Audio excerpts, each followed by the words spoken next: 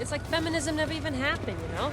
I think any woman to do this is catering to some misogynistic Neanderthal mentality. Welcome to MsMojo, and today we're counting down our picks for the top 10 female stereotypes in movies that need to stop. All those movies are lies set to terrible pop songs. I love those songs, and those movies are not lies. Yes, they are. People waking up in bed with full hair and makeup. It's so unrealistic. For this list, we'll be looking at the most common outdated tropes that Hollywood uses when portraying female characters on the big screen.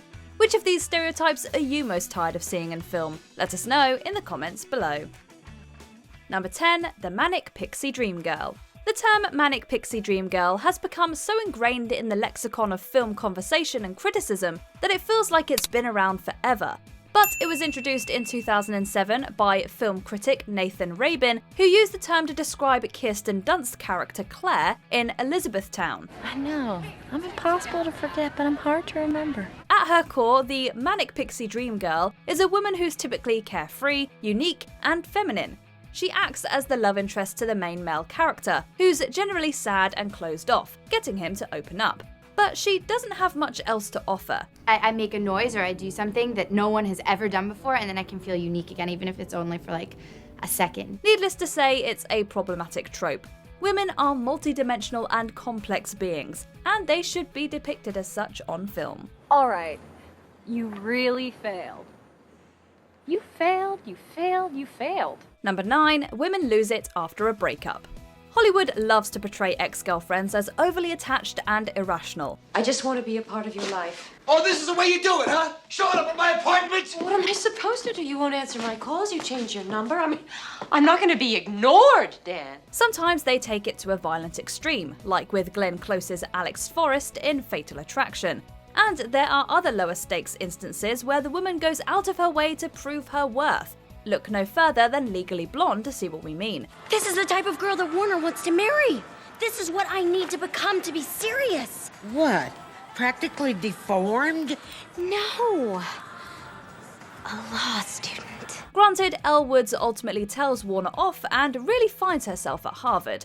But she initially applies to law school because she wants to win him back. The idea that women's sanity is somehow tied to their relationship status is reductive to say the least. So it's definitely time to break up with this cliche. See, that's the kind of thing I'm talking about. I can't handle that on a daily basis. We'll handle this.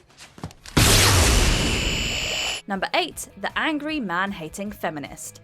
A feminist is defined as someone who supports achieving equality between the sexes on all fronts: political, economic, personal, and social. Hey, Warner. Wow.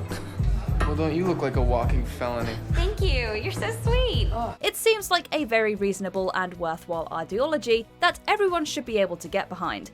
But many people and institutions have attempted to distort the meaning of feminism, making it feel like a bad word. What did I miss? The oppressive patriarchal values that dictate our education. Good. Mainstream films often play into that unfortunate practice by pitting their so-called feminist characters against men, while making them drab, one-note, and uninteresting. It undermines what the movement is all about, and creates a false narrative that needs to stop. I was a freshman. Fresh person, please. Please. Number 7. All women dream about their wedding day. There are women who plan their nuptials at a young age, and that's fine. But the idea that it's a universal experience is weirdly pervasive in film. A wedding marks the first day of the rest of your life. You have been dead until now. Were you aware of that? In fact, when a girl doesn't crave marriage, it's often a defining and flawed part of their character. She won't go. She won't go? It's like she don't want to get married. If these stories are to be believed, most women long for a fairy tale wedding, and they'll do anything to make sure their day is perfect. But that's simply not a reflection of reality. Many are perfectly happily single, casually dating, or in long-term partnerships. Their experiences are just as valid, and it's not a huge deal. Plus, we rarely see the same obsession with tying the knot in male characters, which says it all. You never wanted this anyway. I know that. Let's just get off this island and just see the world, okay? All right. I love you. Number 6. Plus-size women are only good for comic relief. There's an insistence that we've progressed as a society when it comes to embracing diverse beauty standards. Yet the majority of feature films still tell us that being fat is undesirable, especially if you're a woman. Toss to hands, liberty, cradle out, okay? I'm not wearing any panties. Instead of being given nuanced and fully developed arcs, plus-sized female characters are generally used as comic relief, relegated to being the funny sidekick. Even if they're comfortable with their appearance, that confidence still gets weaponized to generate laughs. What's your name? Fat Amy. You call yourself Fat Amy? Yeah, so twig bitches like you don't do it behind my back. And the perceived beauty of straight-sized female characters ultimately rests on their weight too. When will movies stop letting size define worth and embrace the fact that fat women are beautiful too? You are beguiling. Did you just learn that word? Because you tend to say it a lot. If you want me to stop saying it, I will. But you're gonna have to stop being so damn beguiling. Number 5, women really need a man in their life. Movies love to wrongly argue that female-identifying people who are attracted to men need them to be complete. There's a whole slew of stories where the only goal is to find Mr. Right. Don't wanna be all by myself. Or better yet, films where the woman seemingly has everything she wants until realizing that love is the one thing she needed all along. And don't even get us started on teen movies, where finding a boyfriend makes or breaks a young girl's high school experience. Ew! Get off of me! Ugh, as if! While relationships have their merits, it's misguided to imply that a woman's happiness hinges on being in one. The big screen needs to let its female characters find joy in a plethora of people, things, and places. Come on, I don't believe that. You don't believe that a woman could enjoy being free and independent? Number 4, career women are unhappy. If there's anything motion pictures hate even more than young single women, it's the ones who prioritize their work, because that's where they find fulfillment. According to Hollywood, they're closed-off people who don't understand what matters in life. Dragon Lady, career obsessed. Snow Queen drives away another Mr. Priestley. Instead of celebrating their accomplishments, films typically insinuate that they aren't happy because they put their career above love. Even worse, they often imply that these women are incapable of being in a healthy relationship because they're too focused on their jobs. I know everyone thinks I haven't had a date in about 10 years. Is that what you think? I think you date. Damn right I do. Because you know, both times it was totally screwed up. The worst thing that could ever happen is the men in their lives being inconvenienced by their hectic schedules. If that sounds a little foolish, it's because, spoiler alert, career women can be perfectly happy, whether they're single or in a relationship. Do you want to marry me or not?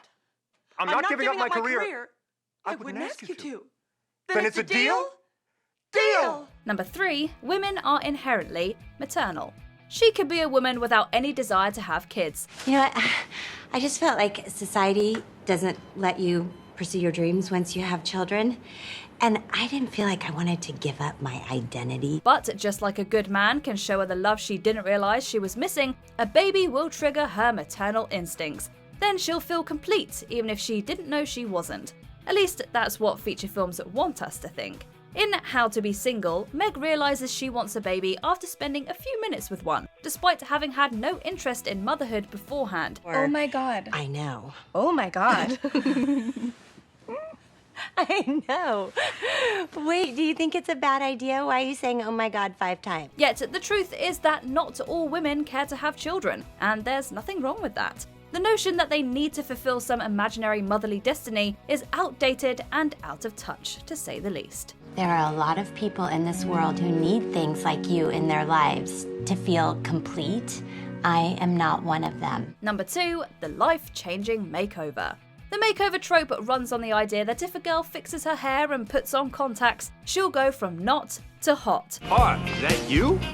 I'm in a dress, I have gel in my hair, I haven't slept all night, I'm starved, and I'm armed. Don't mess with me. Not only does this discount how pretty these characters already are pre-makeover, but it also reinforces the idea that outer beauty is all that matters. Lainey is perfect as she is in She's All That. She doesn't need some transformation.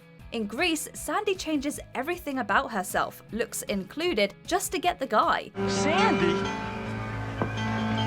Tell me about it, stud. and the list goes on and on. Placing such value and life-changing ability on a makeover doesn't do justice to the women in the movies, and it certainly isn't something we need girls to be watching and internalizing. Voltaire, hair. I would personally like to learn about Voltaire. Before we continue, be sure to subscribe to our channel and ring the bell to get notified about our latest videos. You have the option to be notified for occasional videos or all of them. If you're on your phone, make sure you go into your settings and switch on notifications. Number 1. The disposable female. Think about those movies that see male protagonists head off on a quest for revenge and destruction. Now think why they're doing it. Often it's in order to save or avenge their female love or relative. Father to a murdered son, husband to a murdered wife, and I will have my vengeance. In this life or the next. The disposable woman is more of a plot device than an actual character with any depth. She's there solely to be harmed, thereby giving the male hero something to fight for. Taken is just one example of this trope in action. If you let my daughter go now, that'll be the end of it. I will not look for you. I will not pursue you. But if you don't, I will look for you. I will find you. And I will kill you. We should be past the point of crafting female characters whose only purpose is to motivate a man. Wouldn't it be nice if, instead, women in such movies were treated like human beings with agency and a say in their fate? I'll be alright. I'm a big tough girl. I tie my own sandals and everything. Do you agree with our picks? Check out this other recent clip from MsMojo. And be sure to subscribe and ring the bell to be notified about our latest videos.